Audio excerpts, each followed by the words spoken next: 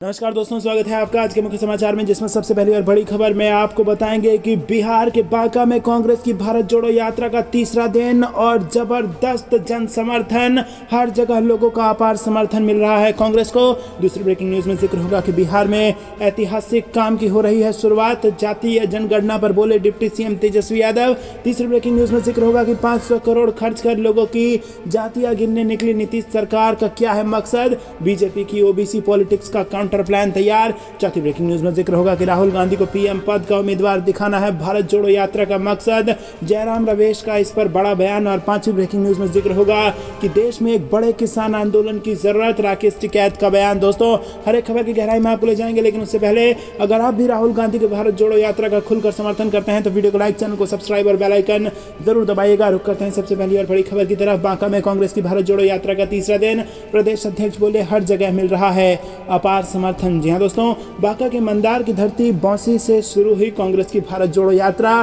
Party के प्रदेश अध्यक्ष doctor Akhilesh Prasad Singh और बिहार के संगठन प्रभारी भक्त चरण दास के नेतृत्व में शनिवार को तीसरे दिन बांका के सुमुखिया मोड़ से रवाना हुई और यहां से यात्रा रवाना होने के पहले प्रदेश अध्यक्ष ने ध्वजारोहण किया। प्रदेश अध्यक्ष ने कहा कि भारत जोड़ो यात्रा को सभी जगह लोगों का अपार समर्थन मिल रहा है। रुक करते हैं अगली ब्रेकिंग न्यूज की तरफ। बिहार में आज से ऐतिहासिक काम की हो रही है शुरुआत, जातीय जनगणना पर बोले डिप्टी सीएम तेजस्वी यादव। जी हाँ दोस्तों, बिहार में जातीय सर्वे की शुरुआत होने जा रही है और राज्य के डिप्टी सीएम तेजस्वी यादव ने इस मौके पर कहा है कि बहुत ही ऐतिहासिक काम की शुरुआत होने जा रही है। इसका निर्णय बहुत पहले हो गया था, हम लोगों की ये मांग पहले से रही है, लेकिन केंद्र सरकार ने इसे पार्लियामेंट में भी टाल दिया। उन्होंने आगे कहा कि लालू जी के रहते हुए मनमोहन सरकार ने ये करवाया भी था और उसमें सारी चीजें थी, लेकिन बाद में भाजपा के लोगों ने डाटा को करप्ट बता दिया। जी हाँ दोस्तों, इसके बाद हमने विधानसभा में भी प्रस्ताव रखा था, प्रधानमंत्री से भी मिलकर आए थे, भारत सरकार से इसे पूरे देश में करने की मांग की थी।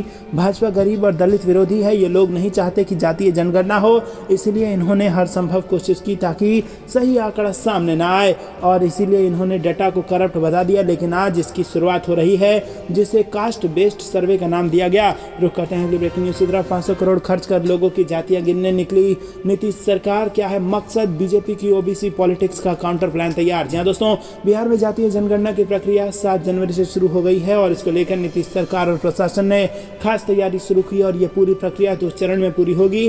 पहले चरण में राज्य के सभी मकानों की संख्या गिनी जाएगी और फिर दूसरे चरण यानी कि मार्च से सभी जातियों धर्म के लोगों से संबंधित आंकड़े जुटाए जाएंगे और यह पूरी प्रक्रिया मई 2023 तक पूरी हो जाएगी। बिहार में हो रही जातीय जनगणना का पूरा खर्च राज्य सरकार खुद उठाएगी और एक अनुमान के मुताबिक इसमें 500 करोड़ रुपए खर्च होंगे।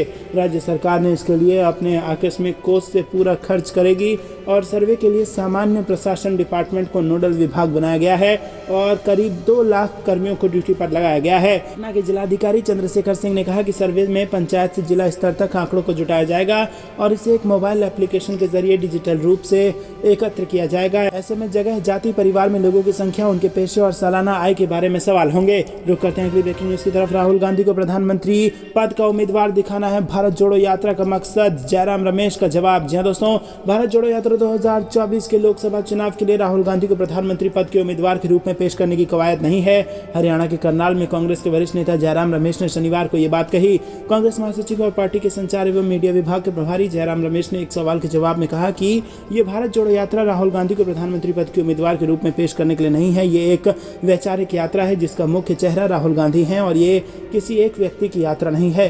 जयराम रमेश ने इस बात पर जोर दिया कि कन्याकुमारी से कश्मीर तक की पदयात्रा चुनावी यात्रा नहीं है जो वर्तमान में हरियाणा के करनाल से होकर गुजर रही है। इसके साथ ही उन्होंने कहा कि राहुल गांधी ने यात्रा में 3 बड़े मुद्दों को उठाया है, जिसमें आर्थिक असमानता, सामाजिक ध्रुवीकरण और राजनीतिक निरंकुशता शामिल है।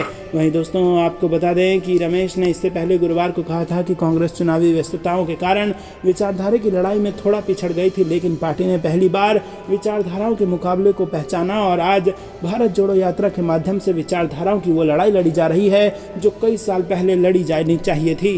रुक करते हैं अगली ब्रेकिंग न्यूज की तरफ। देश में एक और बड़े किसान आंदोलन की जरूरत, राकेश टिकैत का बयान। जी दोस्तों, भारतीय किसान यूनियन के राष्ट्रीय प्रवक्ता राकेश टिकैत ने कहा कि देश भर के किसानों की समस्याओं के निराकरण के लिए राष्ट्रीय आंदोलन की जरूरत है और इसके लिए देश भर के किसान नेताओं से विचार विमर्श किया जाएगा। भाजपा सरकार तानाशाह और झूठी है जो केवल आंदोलन की भाषा समझती है। शुक्रवार को जसपुर पहुंचे राकेश टिकैत ढकिया मार्ग पर स्थित छीना फार्म पर रुके और पत्रकार वार्ता में टिकैत ने कहा कि देश भर के किसानों के सामने काबिज भूमि पर मालिकाना हक पाने, अनाज पैदा करने वाले किसानों के सामने लागत मूल्य प्राप्त करने की समस्याएं हैं। हल्द्वानी में हजारों अल्पसंख्यक गरीबों को बेघर करने की तैयारी भी है, जो फिलहाल सुप्रीम कोर्ट के हस्तक्षेप से टली हुई है। दोस्तों रुक करते हैं अगली ब्रेकिंग न्यूज की तरफ। आपदा ने लोगों के आशियाने छीन लिए, मंदिरों की सुरक्षा सुनिश्चित करे राज्य सरकार, जोशीमठ मामले पर बोले राहुल गांधी। जी हाँ दोस्तों, उत्तराखंड के जोशीमठ भू धसाव के मामले में कांग्रेस के पूर्व अध्यक्ष राहुल गांधी ने चिंता जाहिर की है। राहुल गांधी ने इस विषय पर फेसबुक में एक लंबा पोस्ट लिखकर अपनी चिंता व्यक्त की। अपने पोस्ट में उन्होंने कांग्रेस कार्यकर्ताओं से पीड़ितों की मदद करने की अपील की है। अपने पोस्ट में राहुल गांधी ने लिखा कि उत्तराखंड के जोशीमठ में आ रही तस्वीरें अत्यंत भयावह हैं और इन्हें देखकर काफी विचलित हूं। घरों में चौड़ी दरारें, पानी का रिसाव, जमीन का फटना और सड़कों का धंसना बेहद चिंताजनक है। एक हादसे में भूस्खलन से भगवती मंदिर तक ढह गया। राहुल गांधी ने इसके प्रकृति के साथ छेड़छाड़ का नतीजा बताया और उन्होंने आगे लिखा कि प्रकृति के विरुद्ध जाकर पहाड़ों पर लगातार खुदाई और अनियोजित निर्माण से आज जोशीमठ के लोगों पर भयानक संकट टूट पड़ा है।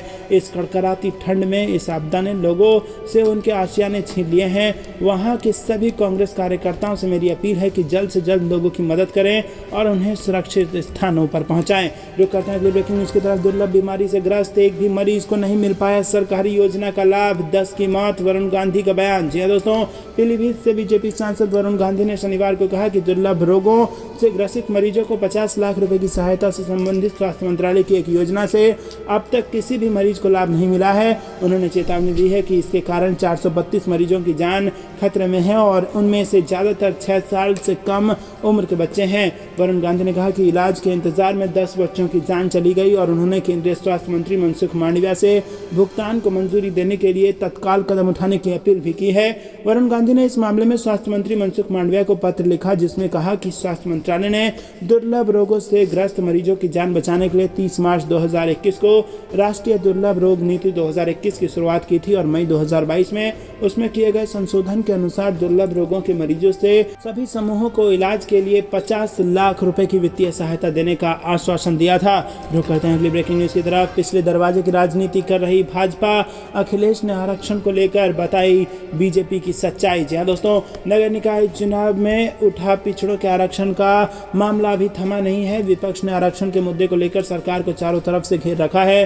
भाजपा पिछड़ों को आरक्षण देने का वादा कर रही है तो वहीं सपा बसपा भाजपा को दलित और पिछड़ों का विरोधी बता रही है। समाजवादी पार्टी के राष्ट्रीय अध्यक्ष अखिलेश यादव इन दिनों आरक्षण को लेकर भाजपा सरकार पर जमकर हमलावर हैं। भाजपा की आरक्षण को लेकर क्या नीति है, अखिलेश यादव ने भाजपा की सच्चाई बताई है। अखिलेश यादव ने कहा कि भाजपा लगातार पिछड़ों और दलितों को दिए जा रहे आरक्षण पर हमला कर कमजोर कर रही है और भाजपा शुरू से सामाजिक न्याय की विरोधी रही है। अखिलेश ने शनिवार को जारी एक बयान में कहा कि विश्वविद्यालयों में शिक्षकों की भर्ती में आरक्षण की अनदेखी की गई और कई विश्वविद्यालयों में पिछड़ों का हक मारा गया।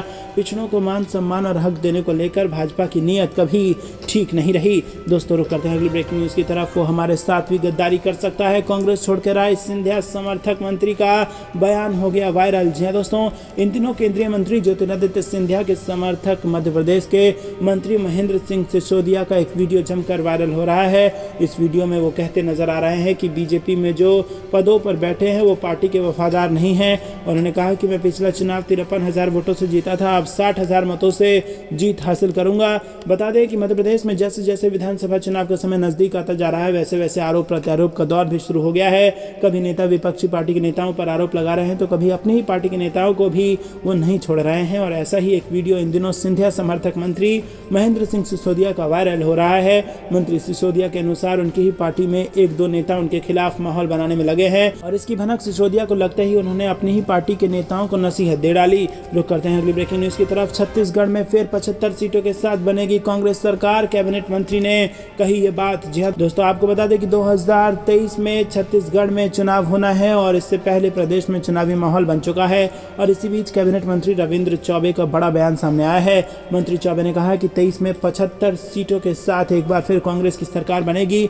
मंत्री चौबे ने आगे कहा कि छत्तीसगढ़ में कोई भी आए फर्क नहीं पड़ेगा। रुक करते हैं ब्रेकिंग न्यूज की तरफ। बीजेपी की जन आक्रोश महासभा में खाली रह गई कुर्सियां, भारी भीड़ जुटाने का दावा हो गया फेल। जी हाँ दोस्तों, राजस्थान के भरतपुर जिले में जन आक्रोश महासभा का आयोजन लोहागढ़ स्टेडियम में किया गया। जन आक्रोश महासभा में बीजेपी किसान मोर्चा के राष्ट्रीय अध्यक्ष राजकुमार समेत कई सारे नेता मौजूद रहे, लेकिन दोस्तों सभा में लोगों की भीड़ इकट्ठा करने का दावा किया जा रहा था, लेकिन बीजेपी की सभा सभा में कुर्सियां तक नहीं भर पाई। काफी संख्या में कुर्सी खाली पड़ी रही और बीजेपी जन आक्रोश सभा में करीब 500 लोग ही इकट्ठा हो पाए। जन आक्रोश सभा में पहुंची दिया कुमारी ने कहा कि बीजेपी की जन आक्रोश रैली और जन आक्रोश सभाएं हो रही हैं, ये सत्ता में आने के लिए नहीं है। तो दोस्तों, फ्लॉप हो गई भाजपा की जन आक्रोश रैली। रुक करते हैं अगली ब्रेकिंग न्यूज की तरफ। भारत जोड़ो यात्रा के बाद यूपी में हाथ से हाथ जोड़ो अभियान शुरू करेगी कांग्रेस। या दोस्तों, आपको बता दें कि भारत जोड़ो यात्रा जबरदस्त तरीके से धूमधाम से कांग्रेस ने निकाला और अब हाथ से हाथ जोड़ो अभियान चलाएगी। भारत जोड़ो यात्रा के माध्यम से जो संदेश राहुल गांधी दे रहे हैं उसे नए अभियान के माध्यम से बूथ स्तर तक पहुंचाया जाएगा। इस अभियान की शुरुआत 26 जनवरी को होगी। पार्टी के अनुसार 2024 के मद्देनजर ये काफी महत्वपूर्ण अभियान होगा। यह अभियान 2 महीने तक चलाया जाएगा और इसके तहत हर ब्लॉक में तकरीबन 1 महीने का अभियान चलाया जाएगा, जिसमें कांग्रेस नेता बूथ पर पहुंचकर सीधे मतदाताओं से संवाद करेंगे। 2024 को लेकर कांग्रेस के शीर्ष नेतृत्व ने कई कार्यक्रमों का खाका तैयार किया है। राष्ट्रीय स्तर पर तैयार किए गए इस कार्यक्रम में प्रियंका गांधी को भी एक अहम चेहरे के तौर पर प्रोजेक्ट किया जाएगा। सभी प्रदेशों की राजधानी में जो यात्राएं निकलेंगी उनमें प्रियंका गांधी नजर आएंगी और इसके अलावा एक ऑब्जर्वर प्रदेश के बाहर का नेता होगा। दोस्तों, रुक करते हैं अगली ब्रेकिंग न्यूज की तरफ। पानीपत की धरती से राहुल गांधी का केंद्र सरकार पर हमला, का हरियाणा बेरोजगारी का चैंपियन। जी दोस्तों, कांग्रेस की भारत जोड़ो यात्रा सनौली से शुरू होकर पानीपत की ऐतिहासिक धरती पहुंची। हुडा सेक्टर 13 में आयोजित रैली को पार्टी अध्यक्ष मल्लिकार्जुन खड़गे, राहुल गांधी, हरियाणा के पूर्व मुख्यमंत्री भूपेंद्र सिंह हुड्डा समेत कांग्रेस नेताओं ने संबोधित किया। और इस दौरान कांग्रेस के पूर्व अध्यक्ष राहुल गांधी ने महंगाई, बेरोजगारी और अग्निवीर योजना को लेकर केंद्र सरकार पर जमकर निशाना साधा। राहुल गांधी ने कहा कि हमारी सरकार बनी तो न्याय योजना लागू करेंगे।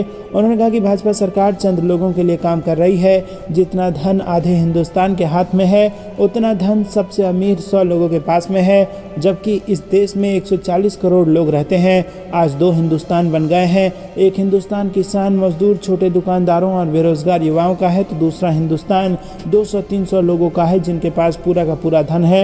नोटबंदी ने देश में कारोबार खत्म कर दिया और सरकार वादे से मुकर रही है। हरियाणा बेरोजगारी का चैंपियन है। बेरोजगारी में हरियाणा ने आज सबको पीछे छोड़ दिया है और आज बेरोजगारी 38% है। वहीं उन्होंने पानीपत में बढ़ रहे प्रदूषण को लेकर भी सरकार को घेरा। दोस्तों, रुक करते हैं अगली ब्रेकिंग न्यूज की तरफ। हरियाणा की धरती से बुलंद होगी किसान की आवाज। 9 जनवरी को राहुल गांधी से मिलेंगे राकेश टिकैत। जी हाँ दोस्तों, कांग्रेस की भारत जोड़ो यात्रा में एक नया अध्याय जुड़ने जा रहा है। किसान नेता राकेश टिकैत 9 जनवरी को भारत जोड़ो यात्रा के दौरान राहुल गांधी से मुलाकात करेंगे। टिकैत की राहुल गांधी से यात्रा के दौरान ये पहली मुलाकात होगी और राहुल गांधी की यात्रा उत्तर प्रदेश में गाजियाबाद, शामली और बागपत से होकर हरियाणा आ गई, लेकिन टिकैत वहां यात्रा में शामिल नहीं हुए। हालांकि राहुल गांधी ने टिकैत को यात्रा में शामिल होने का न्योता दिया था। ऐसे में कुछ किसान तो यात्रा में शामिल हुए, लेकिन टिकैत ने भारतीय किसान यूनियन टिकैत के पदाधिकारियों को यात्रा में शामिल होने से मना कर दिया था। 9 जनवरी को भारतीय किसान यूनियन टिकैत के बैनर तले राकेश टिकैत राहुल गांधी से कांग्रेस शासित राज्यों में किसानों के मुद्दे पर बात करेंगे। हिमाचल प्रदेश में अभी हाल ही में कांग्रेस की सरकार बनी है, लिहाजा यहाँ के किसानों की बात भी होगी और सेब के बाग वाले किसानों के लिए सब्सिडी का मुद्दा उठाया जाएगा। दोस्तों, रुक करते हैं ब्रेकिंग न्यूज की तरफ। गुलाम नबी आजाद के बाद कांग्रेस छोड़ने वाले 17 नेता दोबारा पार्टी में शामिल, कहा जल्दबाजी में लिया था वो फैसला। जी दोस्तों, राहुल गांधी के नेतृत्व में कांग्रेस की भारत जोड़ो यात्रा का दूसरा चरण चल रहा है और इस यात्रा के जम्मू कश्मीर पहुंचने से पहले शुक्रवार को बड़ा सियासी घटनाक्रम सामने आया। दरअसल गुलाम नबी आजाद के कांग्रेस छोड़ने के बाद पार्टी को अलविदा कहने वाले 17 नेताओं ने दोबारा कांग्रेस का दामन थाम लिया है। इसमें पूर्व डिप्टी सीएम तारचंद समेत कई दिग्गज नेता शामिल हैं। कांग्रेस के राष्ट्रीय महासचिव केसी वेणुगोपाल ने इस मौके पर कहा कि ये कांग्रेस के लिए बड़ा दिन है। भारत जोड़ो यात्रा के जम्मू कश्मीर जाने से पहले ये बड़ी बात है। वहीं गुलाम नबी आजाद को लेकर उन्होंने कहा कि जो कांग्रेस की विचारधारा के साथ हैं और जो भारत जोड़ो यात्रा में आना चाहते हैं वो आ सकते हैं। रुक करते हैं ब्रेकिंग न्यूज की तरफ। नागालैंड कांग्रेस की मांग, 60 एमएलए अमित शाह को सौंपे इस्तीफा, राजनीतिक समाधान हो जाए लागू। जी हाँ दोस्तों, कांग्रेस की नागालैंड इकाई ने गुरुवार को राज्य विधानसभा के सभी 60 विधायकों से अपना इस्तीफा सौंपने और नागा राजनीतिक समाधान को लागू करने की मांग करने को कहा। नागालैंड प्रदेश कांग्रेस कमेटी के अध्यक्ष ने यहाँ संवाददाता सम्मेलन में ये बात कही। करते हैं ब्रेकिंग न्यूज की तरफ। नई मुसीबत में संजय राउत, मानहानि मामले में कोर्ट ने जारी किया गैर जमानती वारंट। जी हाँ दोस्तों, मुंबई की एक अदालत ने भारतीय जनता पार्टी के नेता किरीट सोमैया की पत्नी मेधा सोमैया की मानहानि की एक शिकायत की सुनवाई में भाग न लेने के लिए शिवसेना नेता संजय राउत के खिलाफ शुक्रवार को गैर जमानती वारंट जारी किया। मेधा सोमैया ने राउत के खिलाफ मानहानि की शिकायत दर्ज कराई थी। वहीं शिवड़ी मेट्रोपॉलिटन मजिस्ट्रेट ने कार्यकर्ताओं के बयान दर्ज करने के बाद वारंट जारी किया और मामले की अगली सुनवाई के लिए 24 जनवरी की तारीख तय की। मेधा सोमैया के वकील ने कहा है कि अदालत के आदेश के बावजूद राउत पेश नहीं हुए। जुलाई 2022 में मझगांव में मेट्रोपॉलिटन कोर्ट ने राउत के खिलाफ जमानती वारंट जारी किया था। रुक करते हैं ब्रेकिंग न्यूज की तरफ। टीएमसी ने मेघालय में फूका चुनावी बिगुल, 52 उम्मीदवारों की पहली सूची कर दी जारी। जी दोस्तों, तृणमूल कांग्रेस ने मेघालय में आगामी विधानसभा चुनाव के लिए अपने 52 उम्मीदवारों की पहली सूची जारी की। मेघालय में अगले महीने में विधानसभा चुनाव होना है और वहीं कांग्रेस ने भी चुनाव के लिए कमर कस ली है। कांग्रेस ने मेघालय विधानसभा चुनाव के लिए अपने 40 उम्मीदवारों की सूची तैयार कर ली है। और बता दें कि मेघालय में 60 विधानसभा सीटें हैं। वर्तमान में मेघालय में एनपीपी की सरकार है और टीएमसी विपक्षी दल की भूमिका में है। टीएमसी ने पूर्वोत्तर भारत में सरकार बनाने के लिए तैयारी तेज कर दी है और इस वर्ष पूर्वोत्तर भारत के 4 राज्यों में विधानसभा चुनाव होने हैं। इसमें मेघालय, त्रिपुरा, नागालैंड और मिजोरम शामिल है। दोस्तों, रुक करते हैं अगली ब्रेकिंग न्यूज की तरफ। देश में महंगाई और बेरोजगारी बढ़ रही है, लेकिन भाजपा सरकार को इसकी कोई परवाह नहीं, मल्लिकार्जुन खड़गे का बयान। जी दोस्तों, कांग्रेस प्रमुख मल्लिकार्जुन खड़गे ने शुक्रवार को महंगाई और बेरोजगारी सहित कई मुद्दों को लेकर केंद्र पर निशाना साधा और उस पर चुनाव के समय बड़े बड़े वादे करने और सत्ता में आने के बाद उन शब्दों से मुकरने का आरोप लगाया। कांग्रेस की भारत जोड़ो यात्रा के तहत एक रैली को संबोधित करते हुए खड़गे ने कहा कि देश में महंगाई और बेरोजगारी बढ़ रही है, लेकिन भारतीय जनता पार्टी के नेतृत्व वाली सरकार को इसकी कोई परवाह नहीं है। रैली में मौजूद लोगों में पूर्व कांग्रेस प्रमुख राहुल गांधी, पार्टी के वरिष्ठ नेता कुमारी सैलजा, भूपेंद्र सिंह हुड्डा, केसी वेणुगोपाल, शक्ति सिंह गोहिल, किरण चौधरी और डी के शिव कुमार शामिल थे। दोस्तों, रुक करते हैं अगली ब्रेकिंग न्यूज की तरफ। चुनाव से पहले मध्य प्रदेश में कांग्रेस ने फिर चला ओबीसी कार्ड, कमलनाथ का आरक्षण पर बड़ा दावा। जी हाँ दोस्तों, इस साल के अंत में होने जा रहे विधानसभा चुनाव के लिए भारतीय जनता पार्टी और कांग्रेस ने वादों और दावों की शुरुआत कर दी है। कांग्रेस ने ओबीसी आरक्षण पर बड़ा दांव चल दिया है। मध्य प्रदेश के पूर्व मुख्यमंत्री और प्रदेश कांग्रेस अध्यक्ष कमलनाथ ने गुरुवार को सतना में ओबीसी सम्मेलन के दौरान कहा कि यदि कांग्रेस केंद्र की सत्ता में लौटती है तो अन्य पिछड़ा वर्ग के लिए 27% आरक्षण सच हो सकता है। कमलनाथ ने यह वादा ऐसे समय पर किया है जब राज्य में 10 महीने बाद विधानसभा चुनाव है और यहाँ 54% वोटर इसी वर्ग से आते हैं। सम्मेलन में कमलनाथ ने कहा कि जब भी हमारी सरकार केंद्र की सत्ता में आएगी, हम संविधान में संशोधन करेंगे और पिछड़ा वर्ग के लिए सही जनगणना करवाएंगे। हम ओबीसी के लिए आरक्षण लाभ सुनिश्चित करेंगे। उन्होंने कहा कि बीजेपी की मंशा खराब है, पार्टी ने पिछड़ा वर्ग को भ्रमित किया और आरक्षण मुद्दे को कोर्ट ले गए। फिर उन्होंने पूछा, मैंने पिछड़ा वर्ग के लिए 27% आरक्षण दिया तो मैंने क्या पाप किया। कमलनाथ ने आगे कहा कि कांग्रेस की सरकार 15 साल बाद बनी थी और बीजेपी राज्य में 18 साल सरकार चला चुकी है। जब मैं मुख्यमंत्री था तो हमने अपनी मंशा और नीति को साफ जाहिर किया था। नाथ ने कहा कि जब तक ओबीसी जनसंख्या की सही गिनती नहीं होगी तब तक पिछड़े वर्गों की सही पहचान नहीं मिलेगी। कमलनाथ ने बीजेपी से सवाल किया कि उन्होंने ओबीसी वर्ग की बेहतरी के लिए कौन से कदम उठाए हैं। दोस्तों, रुक करते हैं अगली ब्रेकिंग न्यूज की तरफ। 7 से 10 जनवरी तक पश्चिमी राजस्थान दौरे पर होंगे राहुल गांधी। जी हाँ दोस्तों, आपको बता दें कि कांग्रेस नेता राहुल गांधी के नेतृत्व में निकाली जा रही भारत जोड़ो यात्रा दिसंबर 2022 में राजस्थान आई थी और वहीं अब राहुल गांधी एक बार फिर से राजस्थान के दौरे पर आ रहे हैं। दरअसल स्टैंडिंग कमेटी ऑन डिफेंस के चेयरपर्सन राहुल गांधी राजस्थान की प्रस्तावित 4 दिवसीय स्टडी विजिट पर रहेंगे और इस दौरान 7 से 10 जनवरी तक वो भारत पाकिस्तान सीमा से सटे पश्चिमी राजस्थान क्षेत्र का दौरा करेंगे। यात्रा के दौरान उन्हें Z+ सिक्योरिटी और CRPF कवर दिया जाएगा। राहुल गांधी के प्रस्तावित दौरे के तहत वो 7 जनवरी को जोधपुर, 8 जनवरी को पोखरण और 9 और 10 जनवरी को जैसलमेर की यात्रा करेंगे और उनकी और उनके काफिले की सुरक्षा व्यवस्था के लिए राजस्थान पुलिस सिक्योरिटी भी तैनात रहेगी और इसके साथ ही पर्याप्त संख्या में डिस्ट्रिक्ट स्पेशल ब्रांच से सादा वस्त्रधारी सुरक्षा स्टाफ सक्षम अधिकारी के नेतृत्व में लगाने और वर्दीधारी सुरक्षा स्टाफ डिप्यूटी करने का आदेश जारी हुआ है। दोस्तों, रुक करते हैं ब्रेकिंग न्यूज की तरफ। में कांग्रेस ने दिखाई ताकत, बिहार में भारत जोड़ो यात्रा की खड़गे ने कर दी शुरुआत। जी हाँ दोस्तों, ये जो तस्वीरें आप देख रहे हैं ये बिहार में भारत जोड़ो यात्रा का जो क्रेज है उसकी गवाही दे रहा है। भारत जोड़ो यात्रा के मौके पर बिहार कांग्रेस के कई बड़े नेता मौजूद रहे। कांग्रेस के राष्ट्रीय अध्यक्ष मल्लिकार्जुन खड़गे खुद यहां पहुंचे थे। गुरुवार से बिहार में कांग्रेस ने भारत जोड़ो यात्रा की शुरुआत बांका से की और कांग्रेस ने ताकत दिखाई और जोश के साथ इस यात्रा की शुरुआत हुई। इसके साथ कार्यक्रम को देखने के लिए बिहार से कांग्रेसी नेता और समर्थक पहुंचे थे। आसपास के लोग भी काफी संख्या में पहुंचे थे और कांग्रेस के राष्ट्रीय अध्यक्ष मल्लिकार्जुन खड़गे ने दीप जलाकर इसकी शुरुआत की।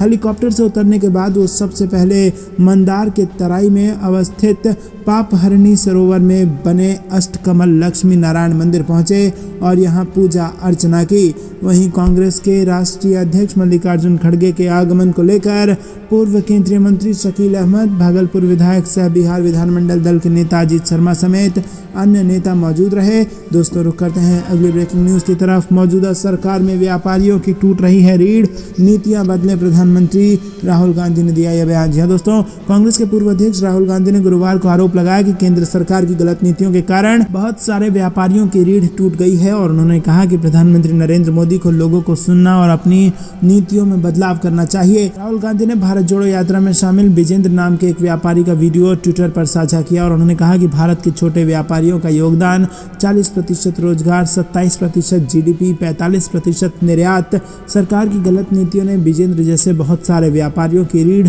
तोड़ दी है। राहुल गांधी ने कहा कि प्रधानमंत्री जी, भारत जोड़ो यात्रा ने देश के लोगों का माइक ऑन किया है, ध्यान से सुनिए और अपनी नीतियां बदलिए।